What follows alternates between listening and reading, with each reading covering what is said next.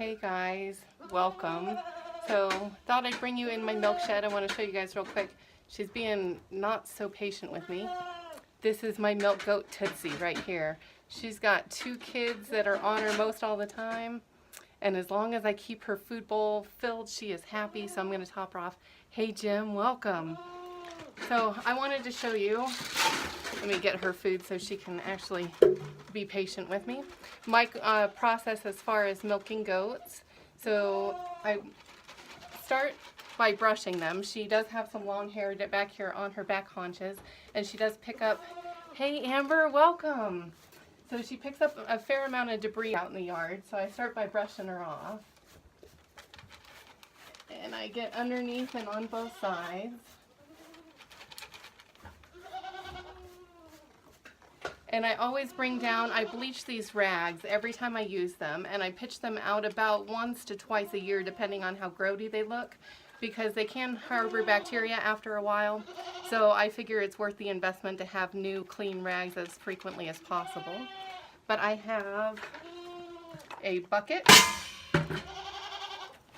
Those are her kids right outside screaming because I kept her pen throughout the day so that I could milk her. So I take this and I fill it about 1/3 of the way, maybe just under half with water. And then this is chlorhexidine. Let me see, I've got my full. It is a surgical antiseptic, and you dilute it in the water solution. And I've had that same gallon. Hey Tammy, though can't stay, she's got work to do. Well, thanks for popping in. So what I do is I take 2 of these rags and I wet them in the chlorhexidine solution and remove them. And then I'll use this solution. Hey Terry, welcome. So I'll use this chlorhexidine solution to clean her teeth.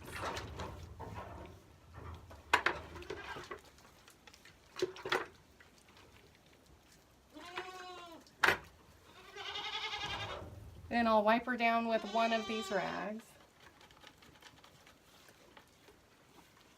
And what I do is I use one side for one teat, and then I flip it over and use the other side for the other teat.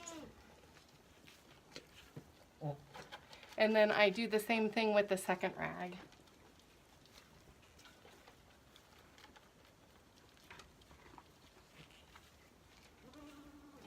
And then I'll do a quick rinse real quick. So Terry says, do I have an email address? Jennifer says hello. I do. I'm littlebitsofheavenhomestead@gmail.com.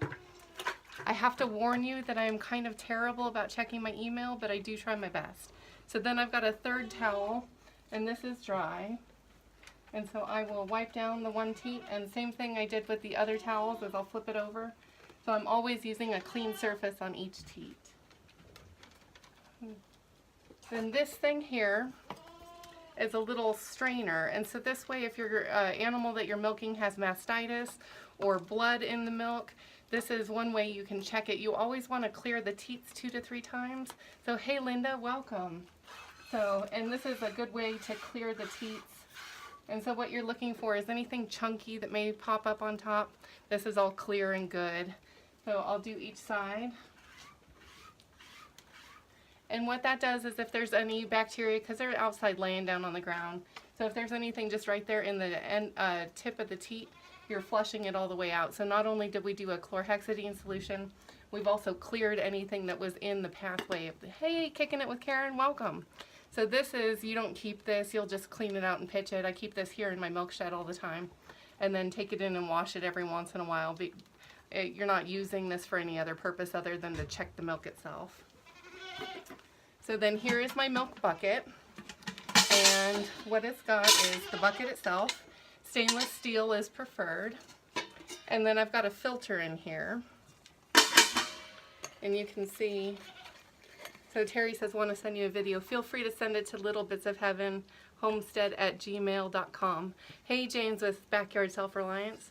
So I don't know if you guys can see this, but this is a filter paper, and it sits down in the bottom with this metal ring. And I usually will filter my milk at least twice. And so what I'll do is I'll milk directly into here into the filter, and then when I take it inside, I'll remove this funnel, replace the filter paper, and filter it again. So, and then unlike the movies, you don't do this kind of an action. I wanted to show you real quick how you actually milk. So what you want to do, and I'm hoping you guys can see this, is you grab it and you pinch it and you trap the milk here in the teat and then just squeeze it. Can you guys see that action? So, hello Laylee, welcome. So that's really all there is to it. It's not that complicated. If you're milking by hand, you'll develop some real good hand strength and some good coordination here. So hopefully I don't shoot my camera. I'm normally paying attention to my actual goat and not the camera. So that's all there is to it. So you guys see that? So you're not doing this craziness like they show in the movies. All you want to do is grab it, pinch it, and squeeze. So is that a coffee filter? No, I actually buy filters specifically for this funnel here. I have used a coffee filter before, but it doesn't let the milk flow as freely, so it would take me hours to filter it through a coffee filter. And sometimes I would have to take my coffee filter off and change it out several times. So Jennifer says, I'll be giddy when I finally get to start my goat herd. So Terry says, coffee filter, question mark. No, I don't use coffee filters. Hey, Kathy with North Star Prep Stutter, welcome. So we added goats to our backyard homestead about 3 years ago, and I brought home, I probably did it the worst possible way. I'm gonna raise this up just a little bit, guys. So I brought home 3-week-old baby goats that had been on a mom, part of a herd. Hey Nick, welcome.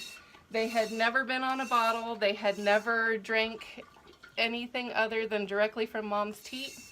And I brought home these crazy goats that knew nothing about me, and I knew nothing about goats. And I tried to bottle raise them, and it was a disaster. And we didn't have a goat yard yet. I kept them in my living room for several days. So is this goat pregnant? No, she had babies about 3 months ago, and they still nurse on her. I don't milk her every day. I just milk her when I need the milk. So when you do that, when you share it with the kids, it's called a goat share, or a kid share. So I only milk her about once a week because that's all I require from her as far as our family needs. So Jennifer says, I'm waiting until we have the acres, the money, and more know-how. That's really smart. And I'd like to say I was smart when I brought home my goats, but no. So Laylee says she looks a little bit chubby. And yeah, she's still kind of wide from having her kids.